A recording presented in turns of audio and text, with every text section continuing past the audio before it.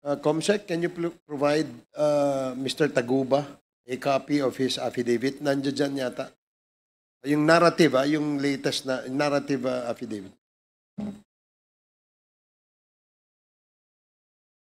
The narrative affidavit here is a copy. different from the judicial affidavit.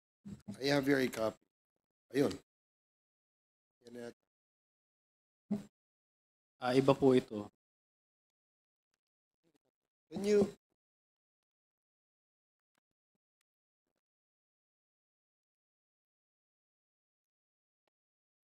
Do you have a copy, Congresswoman Luistro, so we can provide... I used to have, but I don't know where it is right now.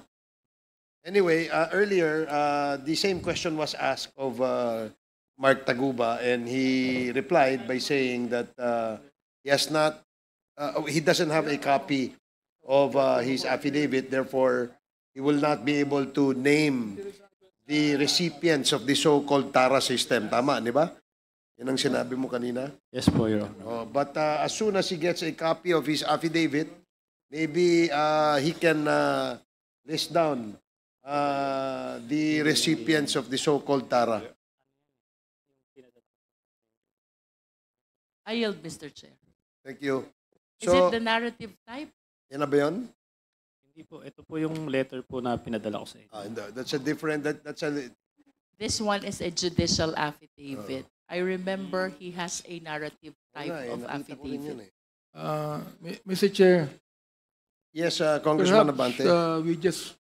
we could just be able to continue it and invite Mr. Paeldon because I think that the presence of Mr. Paeldon is vital in the testimony of Mark Taguba.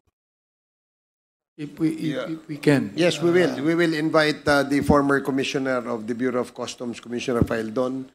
And may I know if Congresswoman Luistro is done with her... I am yielding, Mr. Okay, Chair. thank you. So since we have covered a lot of issues today on the topic of dangerous drugs, we will now shift to another topic, to EJK na tayo ngayon, no? EJK. And yes, you want to say something, Mr. Guban? Yes, Your Honor. Just basahin ko lang po yung verse sa sa Bible to support my... Para lumakas lalo ang loob namin. Bible believer ka na rin pala. Okay, sige. Yes, then, Your Honor. Sige, please. And after this, we will now move to the topic of EJK. Yes, you have 1 minute. Thank you, Your Honor.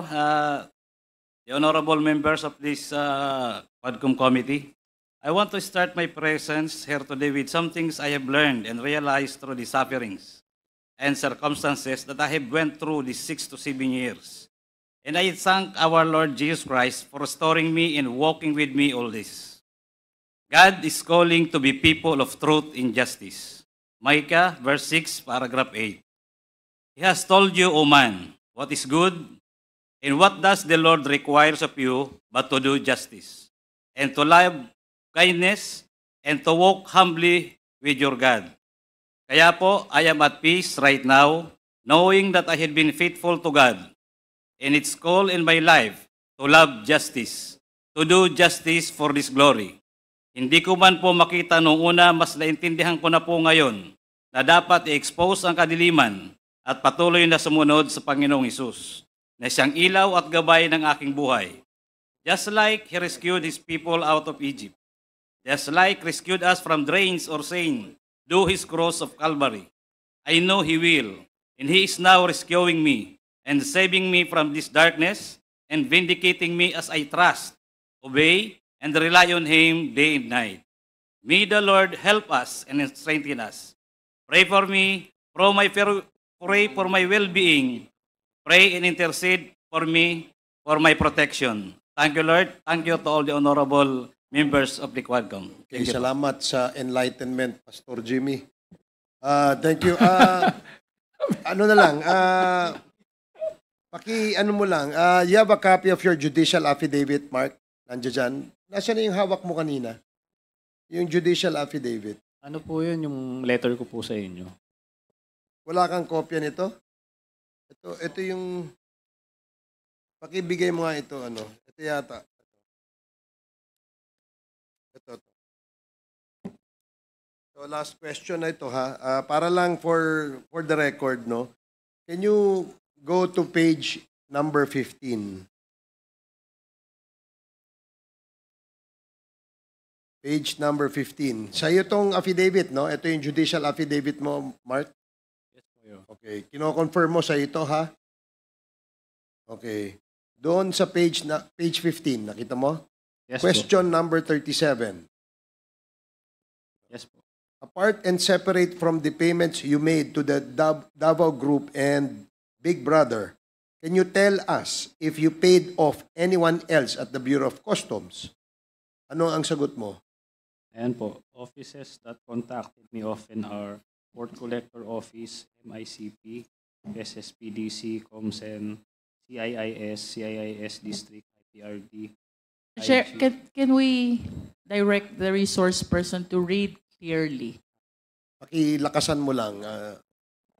Offices that contacted me often are Port Collector's Office, MICP, SSPDC, COMSEN, CIIS District, IPRD, IG, ESS District, FED, AOCG, and IAS.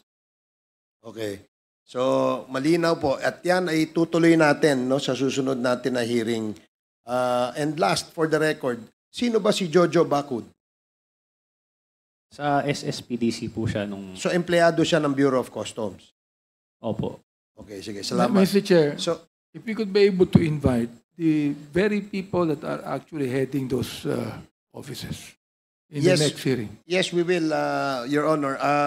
If we have already scheduled the committee hearing, COMSEC, please take note of those are departments, not names, no? And maybe we can ask the heads of those departments that were mentioned by Mr. Taguba.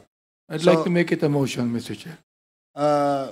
Your Honor, please, if there is no need for a motion, we will just Okay. direct the committee secretary to comply with the order of the chair. Okay. Thank you. Maraming salamat po.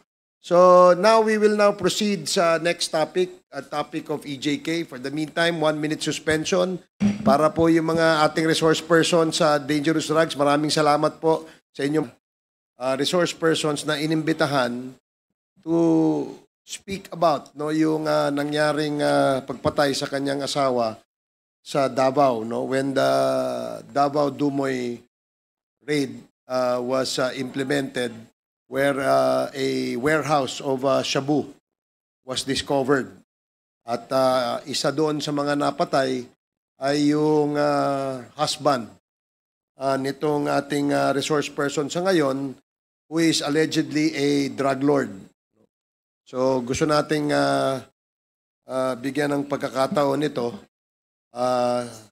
nang sa ganon makita natin kung ano ba yung sirkumstansya sa likod ng pagkakakulong nila, no? At pagkakapatay sa kanyang husband.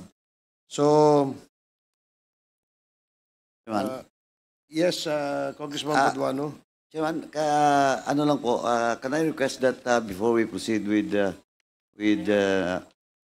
Ms. Jed Pilapil, can we discuss first the related doon sa drug quotas that was discussed during the previous hearing? Doon po sa mga police na na-dismiss based on the quota. Kasi kaninang umaga pa po naghintay dito si Vice Commissioner Bernabe at saka yung sa CSC. Nandito ba yung taga Civil Service Commission? Civil Service? Any Wala. representative from civil service? Oh, saan sila? Silang importante. Anyway, Chairman, baka pwede lang natin masingit ngayon, mamaya, no?